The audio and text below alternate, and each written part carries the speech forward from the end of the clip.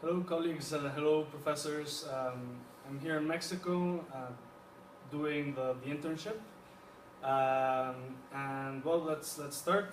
I'm doing my internship in the Ministry of Foreign Affairs of Mexico, la Secretaría de Relaciones Exteriores de Mexico. It's part of the entrance requirements in order to be part of the Foreign Service. If everything goes well with the internship, I could expect a career as a diplomat. Within the Foreign Service, there are two kinds of careers. There's the diplomatic and the administrative, but I am doing the first one.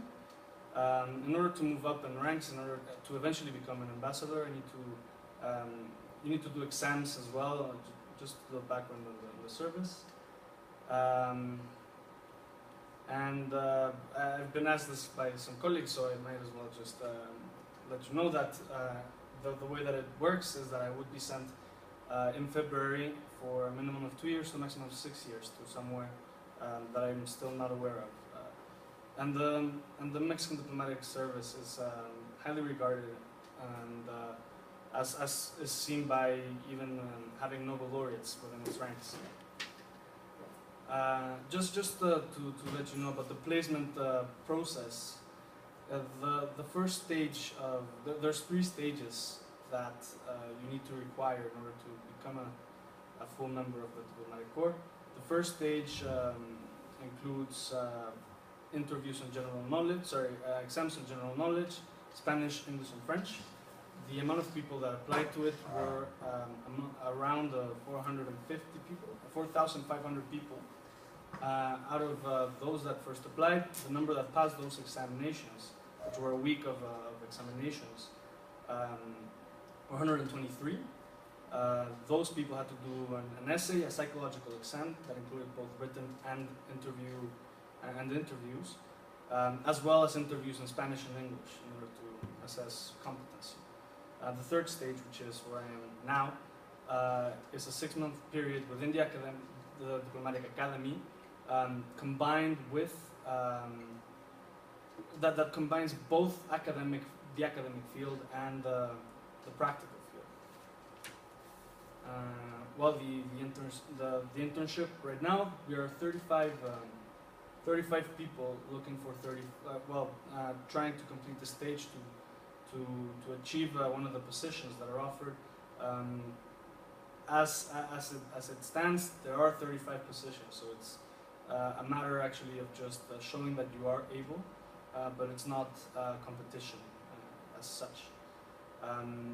The way that the internship is distributed is that in the mornings we do academic courses, which include a variety of subjects, history, geopolitics, consular work, language. In my case, I am learning Arabic.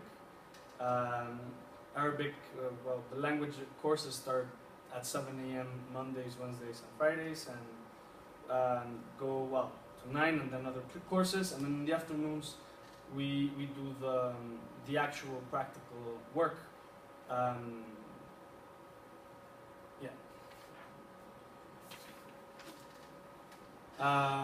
The way that the practical work actually stands, the structure is that we rotate within the ministry. So you are placed in one particular area each month of the 6-month period that this stage requires in order for you to get a better view of what the ministry as a whole does.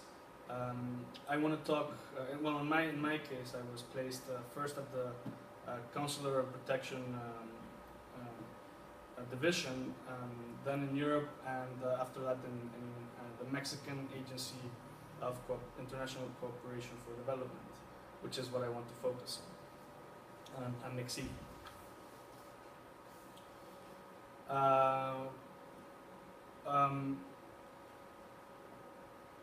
My work at MIXI was mostly related to the field of triangular and South-South cooperation. I will talk about the high-level meeting of the Global Partnership for Effective Development Cooperation, which is what I focus on mostly. And what I was asked to do was to do research, mostly to see how our how the development framework in Mexico relate to the foreign trends and the legal basis for it, internal legal basis for it. Well, MXID itself was created in 2011, so it's quite a new agency, and its role is to synchronize all of the development efforts within Mexico. Well, the development efforts that have to do with, of course, foreign countries. In this regard, we have a very important aspect, which is the development cooperation. But we also do promotion. So, for example, but promotion within the agency, within the ministry, because there are also within the Mexican federal structure other institutions which deal more with the promotion aspects, whether it be tourism, we have a ministry for that, or whether it be actual economic promotion of Mexico, which is ProMéxico, which is in the Ministry of Economics. Well, just to give you a bit of an idea of how the ministry or how the agency works, interestingly, and of course to do with the policy process lectures, it is a desegregated agency, so it's not dependent on any of the vice ministries, and they did bring quite a few people from outside, experts, in particular. Well, for example, the head of the agency right now is a public management expert that did not work in the ministry before, but who is very well knowledgeable in management and on development, because he was in the Ministry of Finance before. So it's not this very rigid bureaucratic structure as the Iberian model would suggest. Yeah.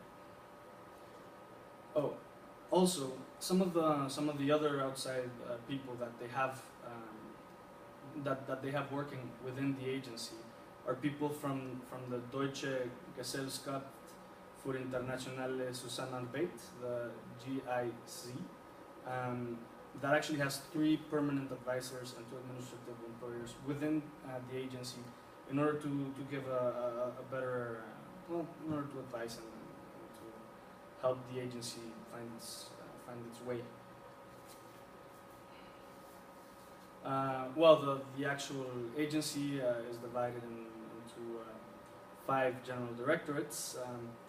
I just wanted to mention the 5th one, the General Directorate for the Mesoamerican Integration and Development Project, because the others do kind of make sense in a general agency context, but the Mesoamerican Integration and Development Project is particularly important for Mexico because, well, it actually also includes the Caribbean, and well, most of our development work has to do with the region. Actually, 91.7% of the total focuses on the LAC region. Yeah, and a bit about what we do. The corporation functions include education, culture, technical, scientific, financial, and economic, which is what I've been focused on.